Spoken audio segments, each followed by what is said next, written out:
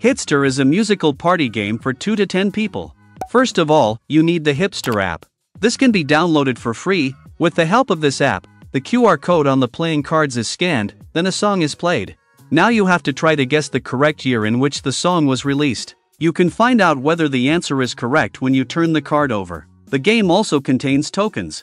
First, you decide whether you want to play alone or in a team. The music cards can either be laid out as a stack or remain directly in the box, depending on how much space you have available. Each player or team receives 2 tokens and 1 music card each. Everyone places these face up in front of them with the top, i.e. with the date, facing up. This is where the timeline begins. A DJ is then appointed. He operates the Hitster app. First, the players decide on the level of difficulty. More details on the different difficulty levels will follow a little later in the video. In party mode, the original game version, you have to put songs in the right order within the timeline. If you also know the artist and title of the song, however, you increase your chances of winning. The DJ draws a music card and places it in the middle of the table with the QR code facing up. He then scans the QR code with the Hitster app and the song he is looking for is played. Listen to me. The player whose turn it is now tries to correctly classify the song on his own timeline. By year of release, either before, after, or between music cards that are already laid out. The music card can now be turned over. If the card is in the right position on his timeline, the player can keep it. Otherwise, the card must be discarded. Unless another player has placed their token correctly. More information about the tokens will follow shortly. And then the DJ plays a new song.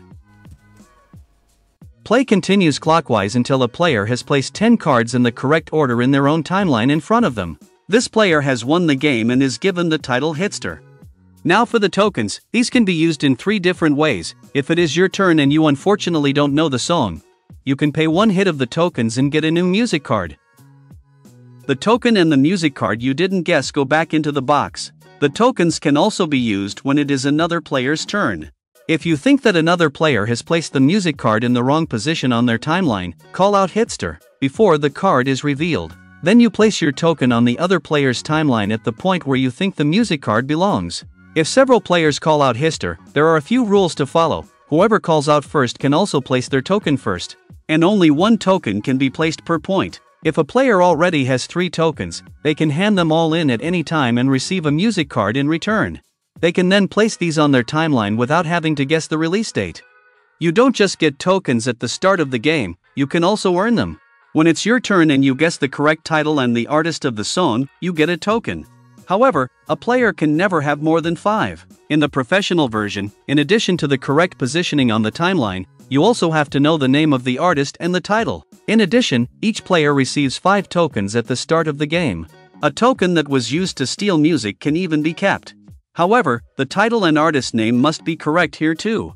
In expert mode, the exact year of publication must also be determined. So not only the correct position in your own timeline, but also the exact year of publication. In expert mode, all players receive 3 tokens. This rule also applies if you use a token to steal a music card. If the theft was successful, you can keep the token. However, you cannot earn any new tokens in expert mode. Hitster can also be played wonderfully in a team. The team receives 5 tokens, and just like in the classic version, a card with the year visible facing up is placed in the middle of the table dash, but for everyone together clearly visible. This is the start of the timeline. The drawn card is now guessed together as a team. If the year was positioned correctly on the timeline, the music card remains. If not, it is put to one side. And you also lose a token.